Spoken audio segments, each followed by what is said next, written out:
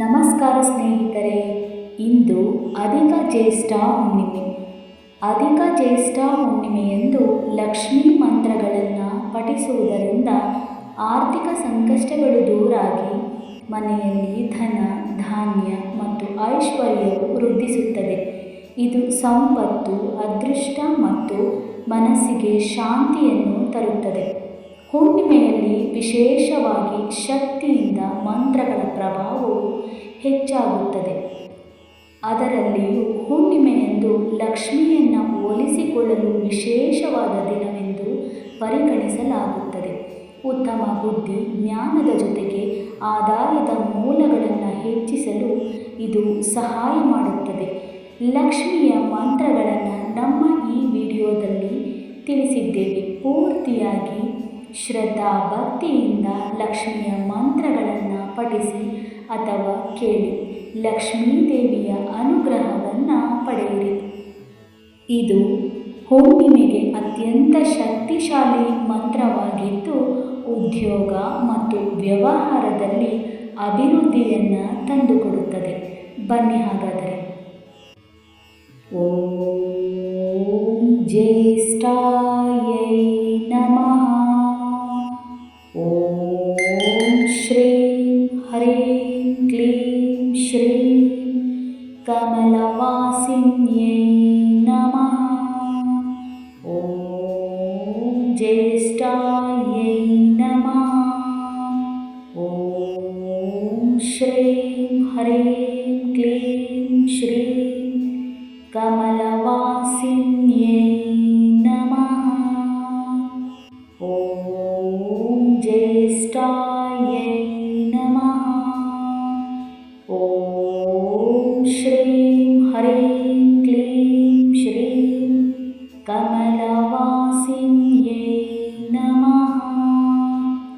ಓಂ ಜ್ಯೇಷ್ಠಾಯೈ ನಮಃ. ಓಂ ಶ್ರೀಂ ಹ್ರೀಂ ಕ್ಲೀಂ ಶ್ರೀಂ ಕಮಲವಾಸಿನ್ಯೈ ನಮಃ. ಓಂ ಜ್ಯೇಷ್ಠಾಯೈ ನಮಃ.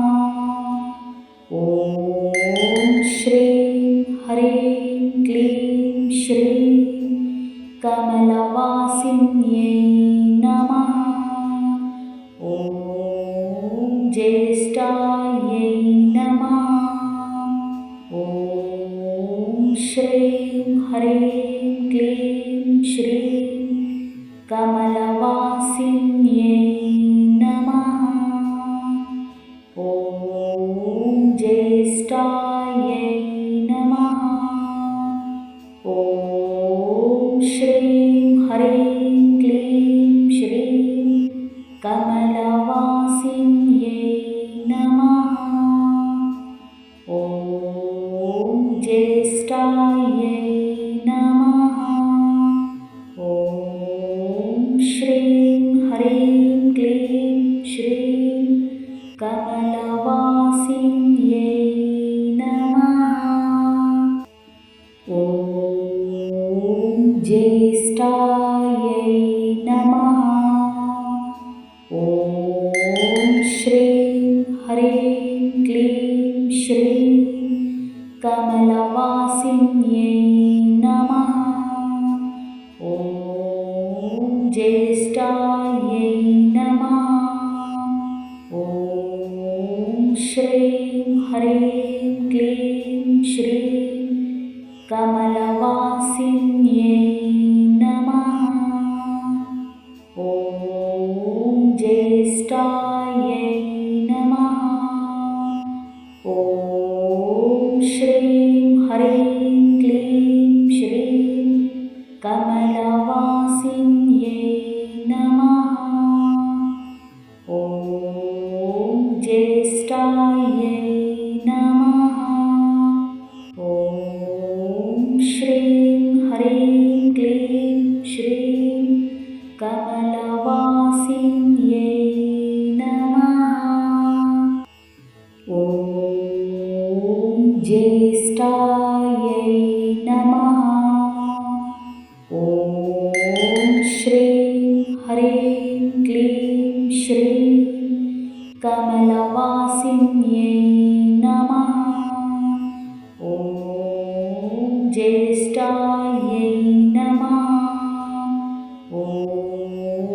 श्रीं ह्रीं क्लीं श्रीं कमलवासिन्यै नमः। ॐ ज्येष्ठायै नमः। ॐ श्रीं ह्रीं क्लीं श्रीं कमलवासिन्यै नमः। ॐ ज्येष्ठायै नमः। ॐ श्रीं ह्रीं क्लीं श्रीं कमलवासिन्यै नमः। ॐ ज्येष्ठायै नमः। ॐ श्रीं ह्रीं क्लीं श्रीं कमलवासिन्यै नमः।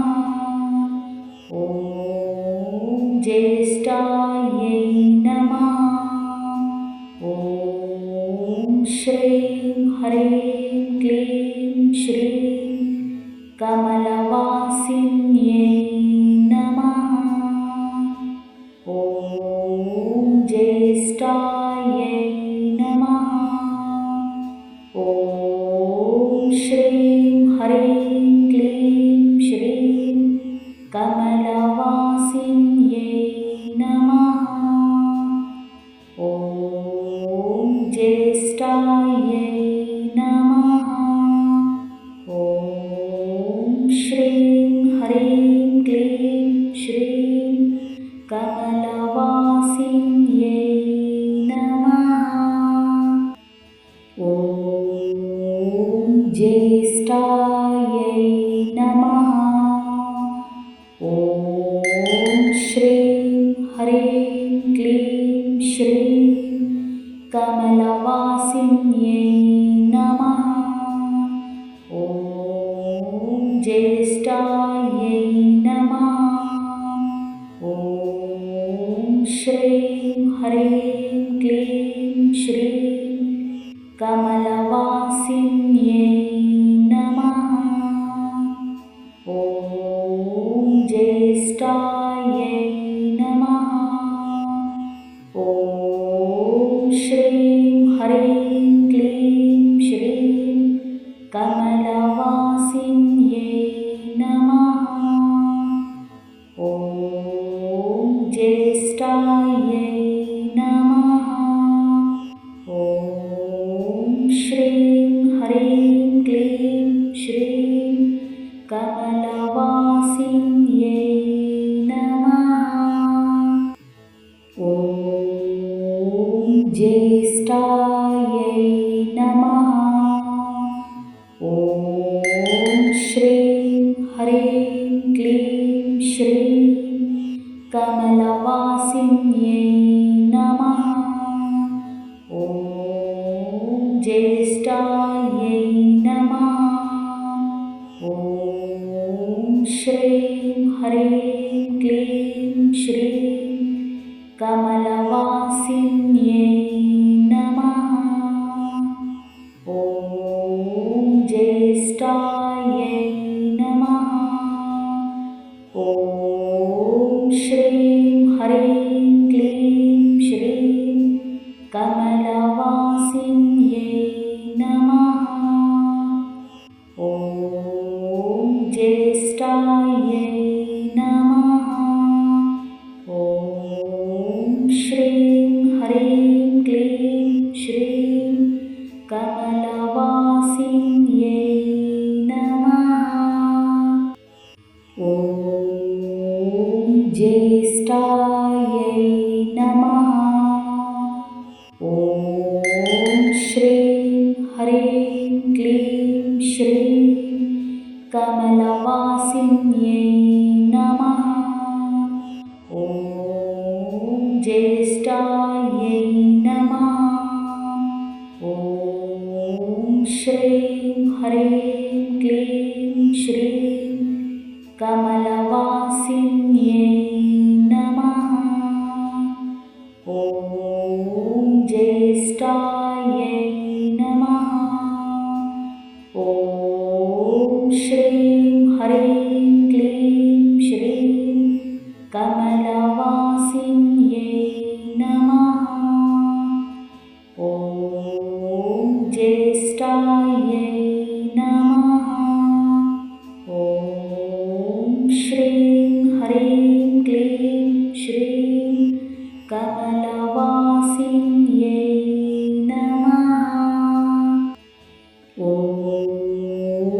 ज्येष्ठायै नमः।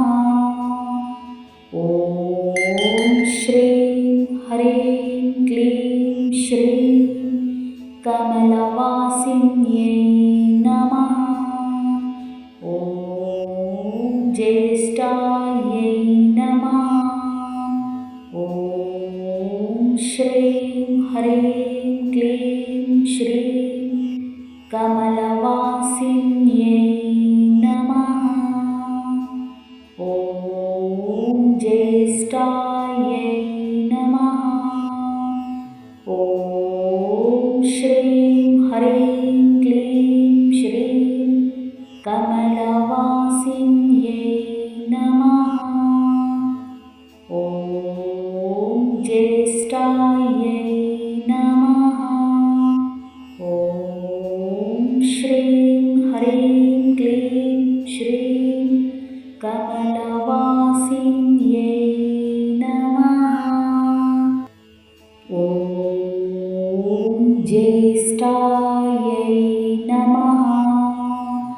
ॐ श्रीं ह्रीं क्लीं श्रीं कमलवासिन्यै नमः। ॐ ज्येष्ठायै नमः। ॐ श्रीं ह्रीं क्लीं श्रीं कमलवासिन्यै नमः। ॐ ज्येष्ठायै नमः। ॐ श्रीं ह्रीं क्लीं श्रीं कमलवासिन्यै नमः। ॐ ज्येष्ठायै नमः। ॐ श्रीं ह्रीं क्लीं श्रीं कमलवासिन्यै नमः। ॐ ज्येष्ठायै नमः। ॐ श्रीं ह्रीं क्लीं श्रीं कमलवासिन्यै नमः। ॐ ज्येष्ठायै नमः। ॐ श्रीं ह्रीं क्लीं श्रीं कमलवासिन्यै नमः। ॐ ज्येष्ठायै नमः। ॐ श्रीं ह्रीं क्लीं श्रीं कमलवासिन्यै नमः। ॐ ज्येष्ठायै नमः। ॐ श्रीं ह्रीं क्लीं श्रीं कमलवासिन्यै नमः। ॐ ज्येष्ठायै नमः। ॐ श्रीं ह्रीं क्लीं श्रीं कमलवासिन्यै नमः। ॐ ज्येष्ठायै नमः। ॐ श्रीं ह्रीं क्लीं श्रीं कमलवासिन्यै नमः। ॐ ज्येष्ठायै नमः। ॐ श्रीं ह्रीं क्लीं श्रीं कमलवासिन्यै नमः। ॐ ज्येष्ठायै नमः। ॐ श्रीं ह्रीं क्लीं श्रीं कमलवासिन्यै नमः। ॐ ज्येष्ठायै नमः। ॐ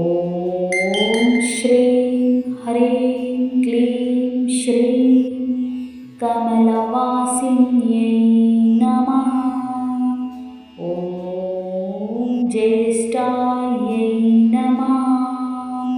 ॐ श्रीं ह्रीं क्लीं श्रीं कमलवासिन्यै नमः।